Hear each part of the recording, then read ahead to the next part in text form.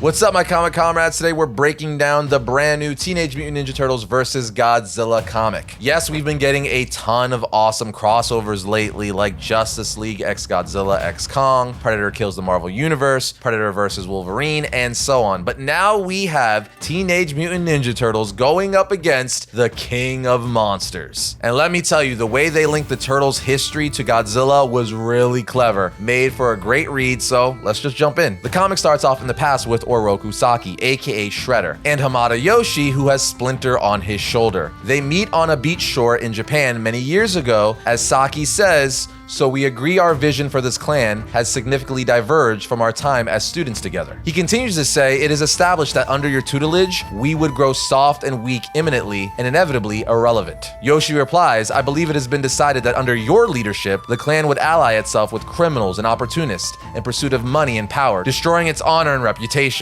Saki replies, "Well, we remain unreconcilable then." Yoshi says, "True, but I believe there is a way forward, at least for this moment, when the very notion of any future at all is in question." Saki tells him, "Then we can agree. This clan, bound by centuries of tradition, will put aside notions of philosophy and focus on the very function it was first created for, defending Japan against the great kaiju." As we see on the next page, they're standing at the beach shore because Godzilla is right there opposing them, basically revealing that the whole reason the Foot Clan was even invented in Japan was to defend Japan against the great kaiju, against Godzilla and others, which is an insane mythology twist for the Turtles and Foot Clan. Saki goes on to say, "What beast is this one? The ancient texts of Kinsun detail many such beings, but this," Yoshi replies, "the native islanders say it has slept for a millennia and would have remained deep beneath the sea if not for the falling of modern man, whose weapon tests have given it a newfound power and a taste for vengeance. They call it Godzilla. If you've read the ancient text, I assume you're aware of the methods devised to fight such beasts. Documented or not, Shredder?" He replies, "Indeed I have, Yoshi." Now, for the Foot, as we see Shredder charge Godzilla, which seems insane, but I have a feeling we're gonna see a lot of crazy things in this series. Alright, so jumping back into the issue, we're taken to New York City now as we see Raphael fighting Bebop, while Donatello in the background says, "Are you okay, Miss Conchita?" She replies, "Yes, I think so. My lecture was attacked by that pig man." Donnie says, "Yeah, Bebop.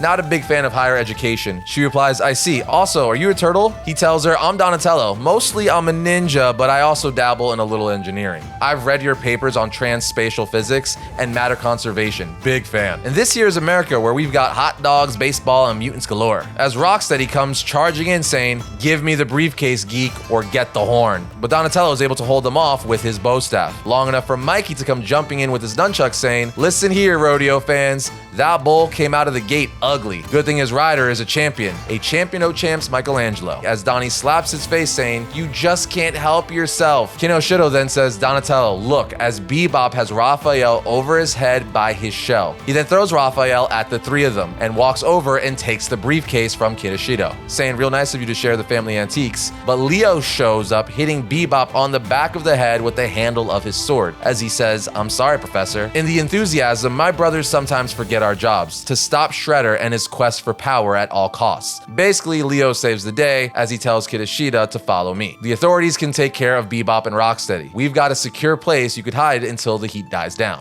Now, as they're walking through the sewers, Kinosita says, "Thank you, Donatello. Perhaps you can review my most recent work. I'd be interested in your perspective." He says, "Oh, sure, I could show you a cool project I've been working on." As Raph tells Mikey, "Nerds." Leo then tells them we have to cut through Times Square, but we won't be seen. It's dark and we're ninja. Besides, there's a whole lot of other stuff to look at, but as they are sneaking through Times Square, they see April on Channel 6 News reporting events that are happening in Japan. As Kinosita watches this in Times Square, she says, "I'm sorry, Donatello. I can't come with you. I must return to Japan immediately." We're then taken back to the Turtles' lair as we see Splinter also watching the news. As the news says, the scale of destruction is unprecedented, certainly on par with what you'd expect in war. Eventually, all the turtles start watching, and Mikey says, "You guys saw it too, huh?" Metalhead then replies, "Difficult not to see, it's on every channel." Splinter then says, "Boys, I'm so glad you're safe." Raphael asks, "What the hell is going on out there?" April then walks in saying, "Really big monsters." Leo then says, "I figured you'd still be over at Channel 6, April." She responds, "Burns sent me home. After a while, there's no new ways to say apocalyptic destruction. Nobody knows anything." She then goes over to comfort Splinter saying, "I'm so sorry, Splinter. I know Japan still feels like your home." He says, "Please sit. I would like to speak speak to all of you. While it is true that most don't understand what has occurred, I believe I do. Splinter essentially then proceeds to explain how the Turtles and Godzilla mythologies work. He tells all of them the islands around Japan have long been home to legendary creatures, forest spirits, Oni, the Kaiju, massive godlike beings who serve the force of nature itself. Rodan of the sky, Mothra of light. Sometimes they were called champions of mankind, but often they were bitter enemies. And so a clan of warriors was formed, based in a dojo on the island of Odu to defend the humanity using clandestine techniques for returning Kaiju back. This was the Foot Clan. Leo says, then you know these techniques. Teach them to us, master. Mikey says, yeah, if they worked then it'll work now. Donnie then says, we can probably even improve them a little. Missiles maybe? As Raphael finally says, I can't wait to kick a 30-story critter right in the... But Splinter says, wait, there is more to the tale, my sons. You see, with the advent of the modern world, most of the Kaiju had retreated into the far places, avoiding man's intro and technological advancements. But then came Godzilla of the Sea, driven to fight back against this new humanity, changed by the very technology that had frightened its kin. It destroyed all that stood before it and all that tried to stop it. The Foot rose up again one more time against the king of monsters. I witnessed this fierce battle perched on my master Yoshi's shoulder. I witnessed the Foot Clan fail. It is this loss that further split my master Yoshi and Oroku Saki apart, that sent my master here to New York. And it's this loss that eventually drove the Foot to become the corrupted organization that we have spent so much time fighting. The old mystic ways of the Foot, which had proved effective against the other creatures, had failed against Godzilla. And it is Godzilla who leads this attack now. As they watch on the news Godzilla lead the attack.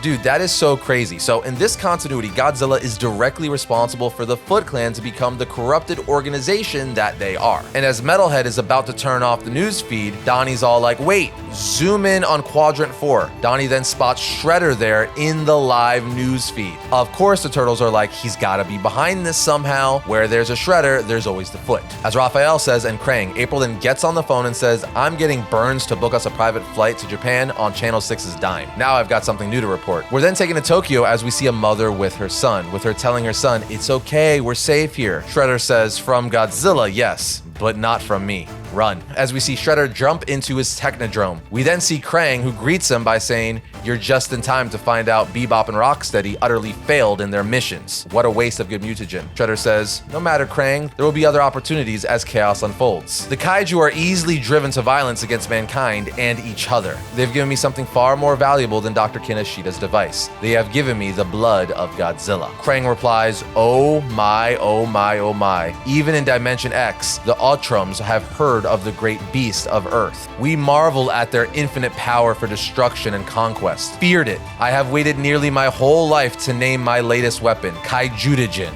That's right, Shredder and Krang are taking Godzilla's blood and merging it with mutagen to create something entirely new, Kaijutagen, which we could only assume is going to create a Kaiju mutant. From here, we're taken back to Manhattan where we see a thief taking a woman's purse, but he's quickly stopped by Casey Jones and Mondo Gecko. But after stopping him, the earth starts shaking as Casey says, what the hell was that? Mondo says, wow, that was like a big time shakedown. Earthquake? Casey takes his mask off while looking up saying, Goongala, as he hears a giant scream. On the next page, we're taken back to Donnie and Metalhead as Metalhead tells Donnie, but Donatello, I want to see Tokyo and fight monsters. I hear they have many robots there. Donnie replies, sorry buddy, you aren't exactly easy to pack in an overhead compartment. But I'll tell you what, I'll bring your CPU on the trip. I could always do a little tinkering on the flight anyway. Metalhead says, thank you Donatello. As he powers down, the rest of the Turtles say, come on Donnie. As we see them packing into the party van. As they get ready, Leo says, Raph, you're beeping. He picks up the phone and says, Jones, what's up? Jones says, Raph, I'm sending you a photo. Me and the Gecko figured it might be in your area of interest. Raphael looks at it saying,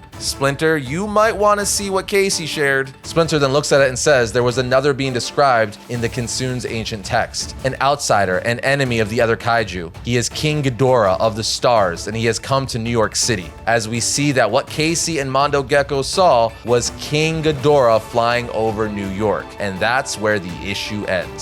This was a crazy cool issue, guys. I love these types of crossovers. Godzilla and TMNT are two of my favorite properties, so this was perfect. Plus, I love how Japan Clan and the Foot Clan's history is woven into Godzilla's. So cool. And so much happened in this issue. I mean, it even ended with King Ghidorah appearing in New York. So where are they going to go from here? What other kaiju are going to be introduced? And what other TMNT characters are we going to see? And how are the Turtles going to fight giant kaiju monsters? I cannot wait for the next issue. But as always, we want to hear from you guys. Let us know your thoughts on TMNT versus Godzilla in the comments. Other than that, we'll see you next time when we talk about all things comics.